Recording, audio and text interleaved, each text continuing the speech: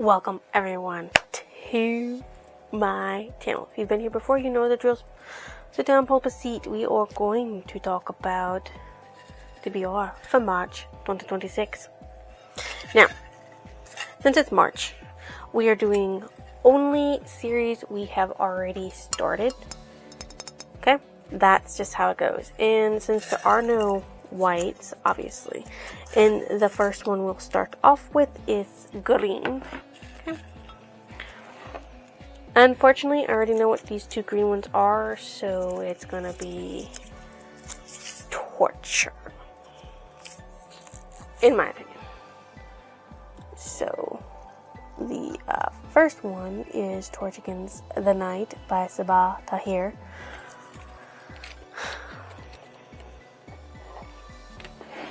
This chunker. Okay. So, Torch Against the Night by Sabah Tahir. It is the sequel to An Ember in the Ashes. Now, I thought Ember in the Ashes was okay. I wasn't nearly as pulled in as I wanted to be. And the only reason why I started this was because A Reaper at the Gates was the title that I was like, ooh, that sounds interesting. Let me get the first book in the series, because it's the third book. And you can't just jump into the third book, not knowing nothing. So if I don't like A Torch Against the Night, I am going to DNF the series. Now, if I do like it, I will continue on to A Reaper in the Gate. But this is book 2. Okay, so Elas and Alaya, I think it is, are running for their lives. After the events of the fourth trial, martial soldiers hunt the two fugitives as they flee and undertake a perilous journey through the heart of the Empire. Laya is determined to break into Quaff, the Empire's dangerous prison, to save her brother, who is the key to the scholar's survival. Elas is determined to help Laya succeed, even if it means giving up his last chance at freedom. But dark forces, human and otherworldly, work against him. The pair must fight every step of the way to outsmart their enemies, the bloodthirsty Emperor Marcus, the merciless Commandant, the sadistic Warden of Quaff, and most heartbreaking of all, Helena, Eli's former friend and the Empire's newest blood strike.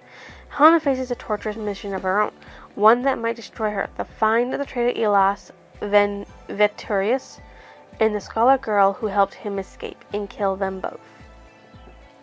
So, that's it. I didn't really... Oh, well, that's pretty cool. So I kind of like that, but, you know, I didn't necessarily like the first one and how it did its whole switch back and forth thing, or even the characters. I didn't really like Elas or Laya, or any of the characters really in it, but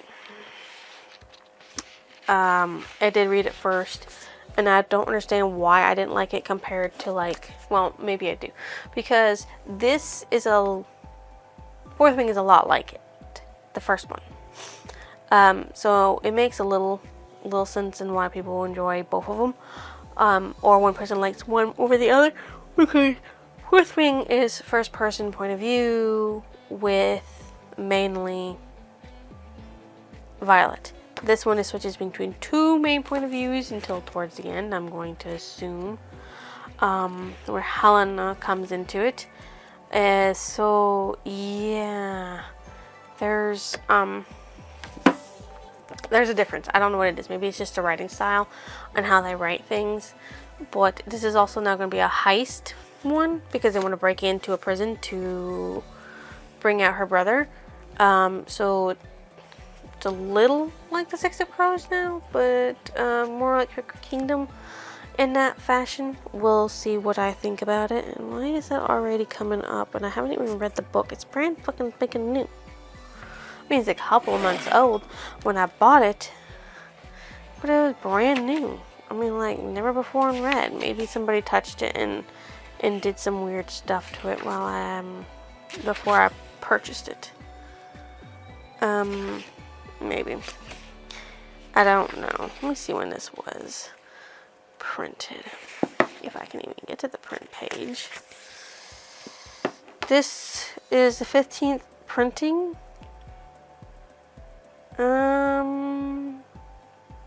This edition was published in 2024, even though it was copyrighted in 2016. So it came out in 2016. The amount of pages, acknowledgements, 452. And it's not that big. But it's either going to hopefully have an Audible, so I can read that, or I don't know. Now we go to pink. I believe pink is the next one in my line, and then it's purple. So there's not really that many pink in here. There's like 1, 2, 3, 4, like 5 pink in here for series continuation. There's a lot more orange than I thought there would be. So there is that, and there's not really that many pink that are left out that are not series but are the beginning of series and stuff. There's like 1, 2, 3, 4, 5. So yeah, I guess I've read a lot of pink. I don't know.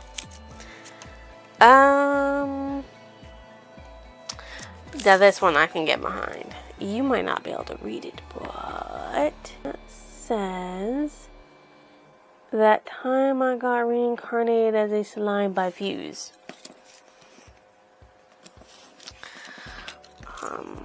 3. Okay. So here it is. "That time I got reincarnated by a slime." 3. So, times are changing for the world's first monster town. After a furious battle with the Orc Lord, peace has once again returned to the Forest of Jura. Rimuru may be heading up the great Forest of Jura alliance, but he's most worried about finishing his town until a visit from King Gazal Dwargo of the Dwarves turns everything upside down. Not only that, but Rimuru is about to have a run-in with Emilium Nava, an exceptionally dangerous demon lord known as a destroyer. What's the slime to do? This is when Milia comes in. And it's kind of exciting to be able to read when she enters in, because this does happen. Oh my gee. I cannot wait to read. And I think it's almost 300 pages. 294. If you don't count the little weird thing in the back.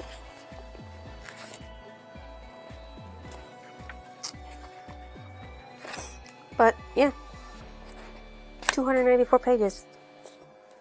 This one also kind of cheats a little bit. Besides the fact that it's got these like big ass things that separates. It also has like pictures in them, so some of it is cut down in the reading time and all that. But I'm happy to be reading that, and I know that does not have an Audible, so there is absolutely nothing I can do about that. Now on to purple. I don't think there's that many purple in here too. 1, 2, 3, 4, 5, 6, 7 by the looks of it. So just a little bit more than the pink. This one. This is Onyx Storm. I'm putting it back only simply because at this time of this recording I don't have the Onyx Storm physical copy that matches my other two, so I don't really want to read that. The Heart Forger by Rin Kupeko. Yeah, The Heart Forger by Rin Kupeko.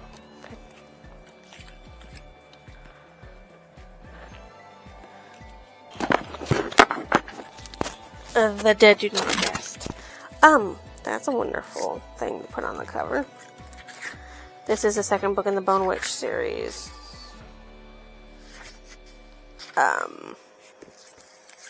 So, I mean, I've been dying to get my hands back into it because I did enjoy the Bone Witch in the beginning. The whole back and forth that had her talking about what was happening to her life as she was before she got banished. When the reporter came along. So this is a 3-book series. So the Shadow Glass is the last one in the Bone Witch series, which means I'll be the Shadow Glass. So that'll be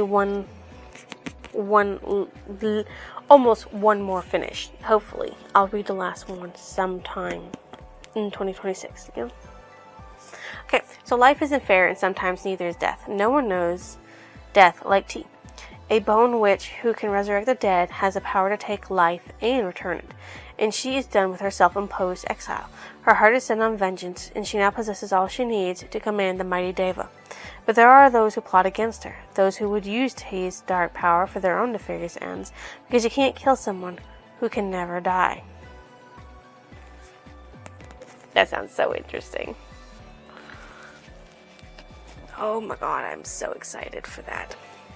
That's a chunky boy too. I think it might be chunkier than the other one.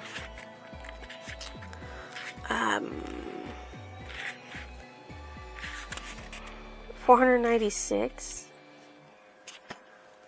So maybe almost the same length. No, because this one's 452.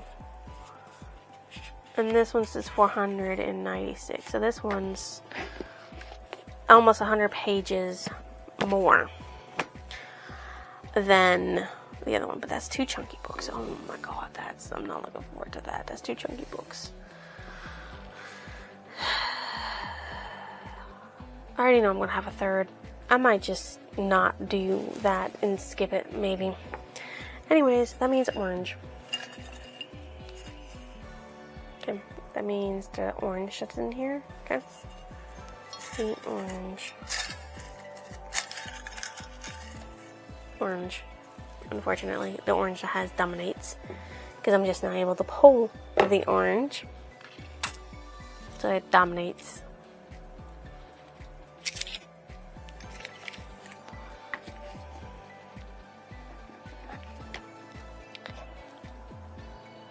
That says The New Moon.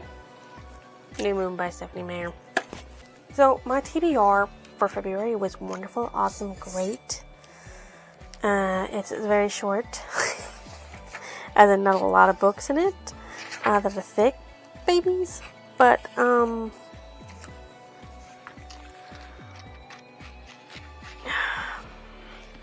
there's chunkers. Okay, chunkers. This is the first hard book. Okay, so I knew we were both in mortal danger. Still, in that instant, I felt whole. I could feel my heart racing in my chest, the blood pulsing hot and fast through my veins again. My lungs filled deep with the sweet scent that came off his skin. It was like there had never been any hole in my chest. I was perfect, not healed, but as if there had never been a wound in the first place. So basically, I felt like I was trapped in one of those terrifying nightmares, the one where you have to run until your lungs burst, but you can't make your body move fast enough. But this was no dream, and unlike the nightmare, I wasn't running for my life. I was racing to save something infinitely more precious. My own life meant little to me then. So, for Bella Swan, there is one thing more important than life itself, Edward Cullen. But being in love with a vampire is even more dangerous than Bella ever could have imagined. Edward has already rescued Bella from the clutches of one evil vampire, but now, as their daring relationship threatens all that is near and dear to them, they realize their troubles may just be beginning. So, yeah. This one is, of course, going to be a chunker as well. Because, like, hello.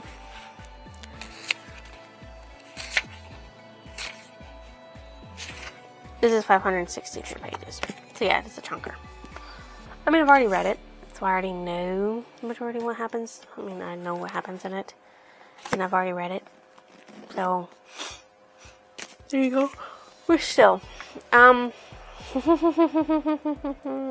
This pile is not looking very good. We haven't even gone to our 5th one, which is what we normally draw before we do audibles. And I'm already worried. We're supposed to go back to green. but I really don't want to. And there's a reason for that, because it's Lord of the Shadows. It's next, and I just, I really don't want it. Wait, where the fuck is it? You know, we're gonna save this for April. We're gonna save this green one for April. That's an April read, automatically. Automatic April read. So let's do a pink.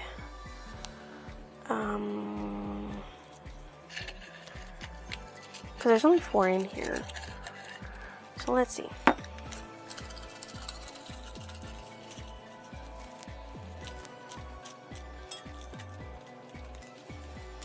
Alrighty.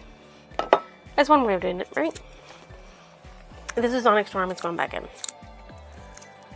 And I think it is. No, it's not. Okay, that works. It's a manga, number 6 of volume 3.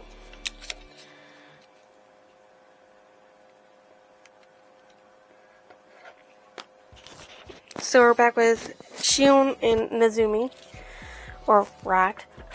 I'm with you no matter what. On the run from number 6, Shion moves in with Nezumi in West Block.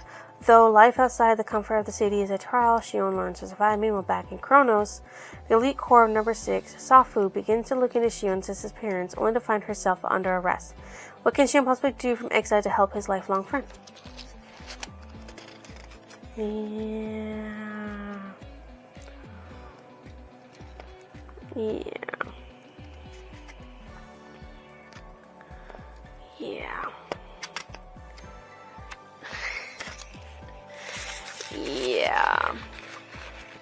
This dystopian world is awesome.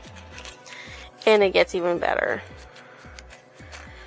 So, I'm excited to read volume 3. Yay! Good thing, too. I'm glad for that. That's wonderful.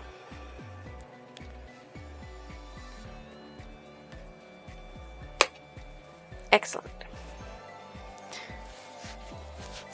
Excellent. Now we do a purple.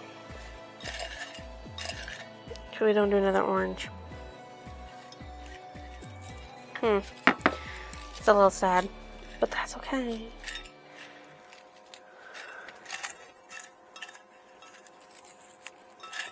We're gonna do the same one we did it last time.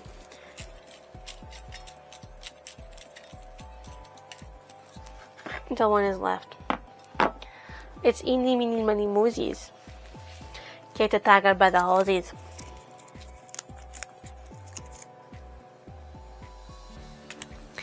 I know this one has one.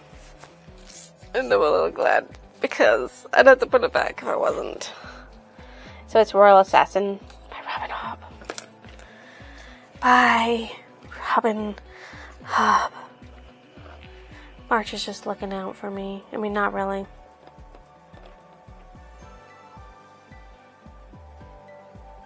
Here it is. Royal Assassin. By Robin Hobb. Okay. This is technically the 3rd book in the Realm of the Elderling series, but it's also the 2nd book in the first year trilogy.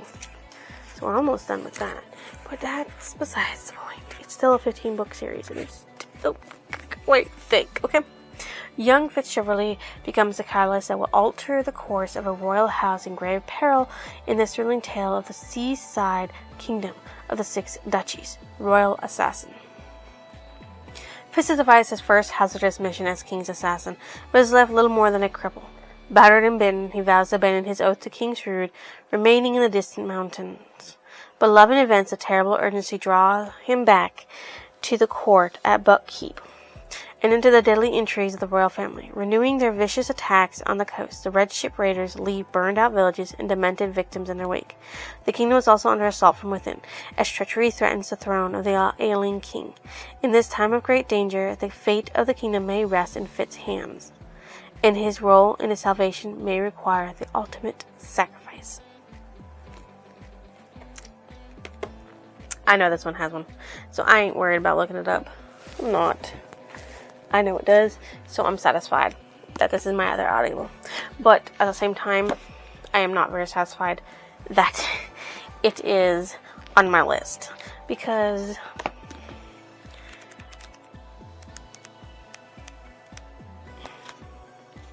.675 pages.